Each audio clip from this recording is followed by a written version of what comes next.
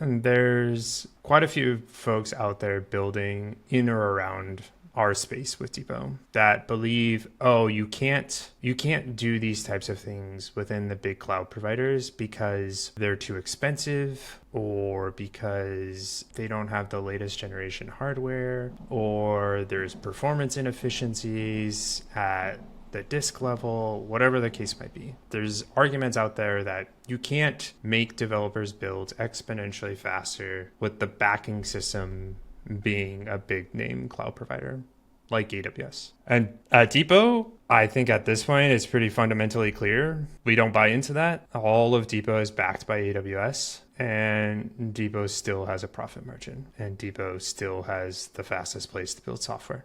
So we've already unequivocally proven all of those claims false. The question that I probably get most often is, how are you able to extract the profit margin when you have to consider things like AWS egress pricing, when you have to consider things like EC2 instance pricing on demand?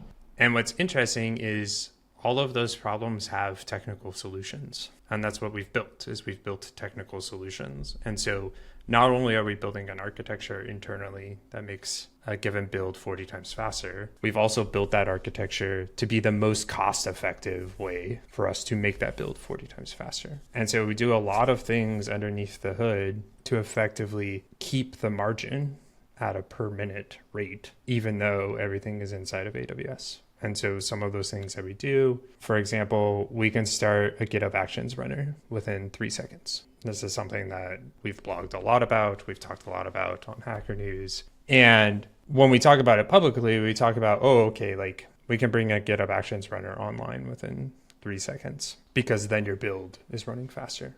So like that's the public facing like product value proposition that we're shipping. Internally, what making a GitHub Actions runner start within 3 seconds does for us is we're saving countless numbers of other seconds that we're shaving off that instance is not running. And by saving those seconds where that instance is not running, we're not paying for that compute. So it's a win-win for anybody that uses Depot. We make your builds faster, we bring the runner online faster, and also, by the way, like we are saving money by doing that for ourselves. And so in a lot of ways, when we do things like that, we're effectively passing the cost savings on to you as build performance. And so it's essentially a series of several optimizations like that, where when you compound them over time, that's how we keep a profit margin, even though we are in what many folks would call a cloud hyperscaler.